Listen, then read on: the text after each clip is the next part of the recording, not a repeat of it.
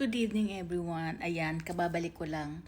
Nanood kami ngayon ng Spider-Man at saka namili kami ng kaunting gamit ng baby. Malapit na lumabas. So unti-unti na kami namimili. Anyway, may malungkot na pangyayari sa ating kabayan. Sasagutin ko to. Okay. Yung sitwasyon na ganito, marami ma'am na katulad mo na ganitong sitwasyon. So, hindi ko na ilalagay yung yung kanyang tanong, pero may question siya. Sabi niya may boyfriend siya Indiano Muslim. Okay?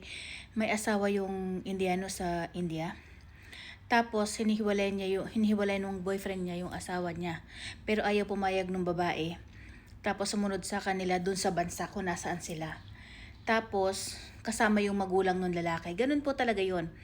Ang lalaki talag una, pag halimbawa gustong hiwalayan ng lalaki yung asawa, ang mamamagitan talaga dyan at magpipix niyan ay yung magulang ng lalaki. Tapos pag hindi kaya, mag-involve na ang pamilya ng babae. Ganyan. So ngayon hanggang sa umuwi daw sa India na yung asawang Indiana at saka yung nanay ng lalaki. Tapos sinabi raw sa kanya nung lalaki na gagawin siyang pangalawang asawa kasi mahal na mahal siya, mabait, lahat, everything. So ayaw niya pumayag na maging pangalawang asawa. Kaya siguro hinihiwalay ng boyfriend mo yung asawa. Okay?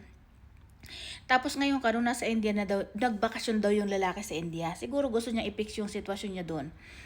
Tapos sabi ni Madam, 2 araw daw bago tumawag sa kanya, nung kumontak sa kanya. Tapos after nung tumawag sa kanya, ang huling message daw ay nagsisisi siyang umuwi sa India. Yun daw ang huling message. Tapos ang tanong ni Madam ay kung aasa pa daw siya, may intayin pa siya o wala.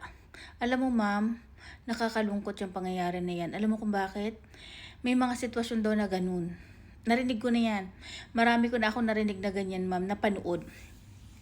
Mag-relax ka, ipagdasal mo. Kasi yung yung jowa mo, ang ginawa nila dyan ay pwedeng, wag naman sana, baka may nangyari masama sa kanya.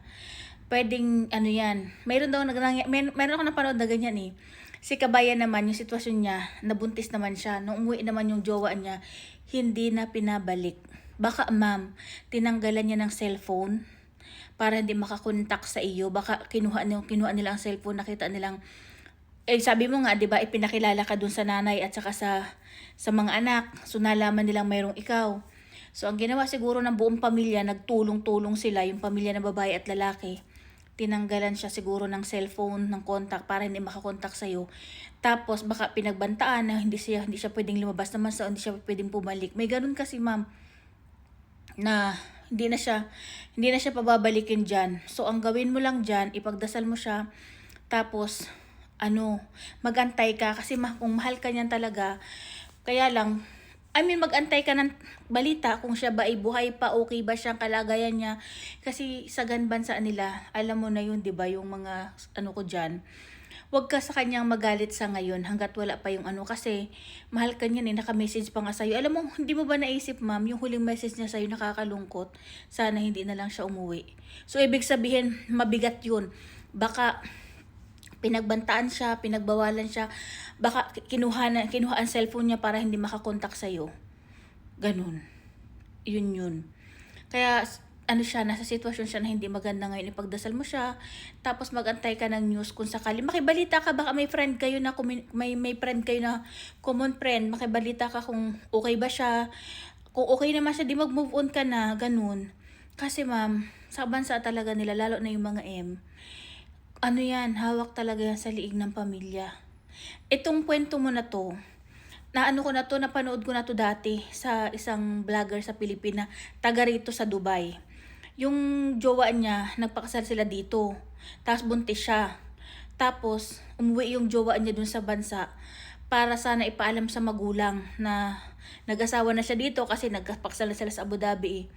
Kaya lang ma'am, ang text lang katulad ng sayo, ang huling message din ng lalaki mag-iingat siya lagi, basta mahal na mahal siya, ganun.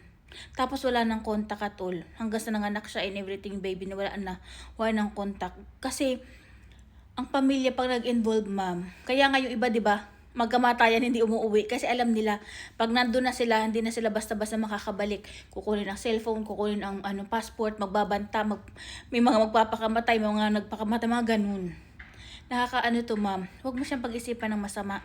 Ipagdasal mo siya at antayin mong balang araw kumontak siya sa'yo. Ang mahalaga okay siya.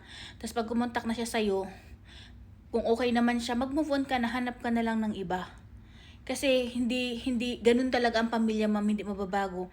At saka baka sakaling may friend to friend kayo, makibalita ka na okay lang ba siya. Yun, ang mahalaga naman kung okay na siya, okay na yun. Kasi ganun po talaga, wala tayong magagawa, ma'am. Binasa ko ulit yung yung message mo. Nakita ko, nalungkot ako dun sa huli kasi marites ako. Charot lang. Nung magjowa pa kami ng asawa ko, katulad ninyo ako lahat. Mapinanood ako, ano ba mga mundo nila, mga ganto ganyan. Kaya yung mga ano ko yan, mga napanood ko, napapatunayan ko kung nung mapapumasok na ako sa society nila. Kumbaga nung naging sa India na ako, nalalaman ko sa asawa ko, marites din tong asawa ko, ikikwento niya sa akin na, alam mo ba, may balitang ganto ganyan, alam mo ba, may ganto ganyan. Kaya medyo, yung mga nalaman ko noon, nagko-connect na, ay, totoo palang mga ganyan sila. Ganun, ma'am. Ipagdasal mo lang siya, ma'am, tsaka, yun. Kasi, ngayon, baka hinawakan na siya sa leg, ma'am. Ganun.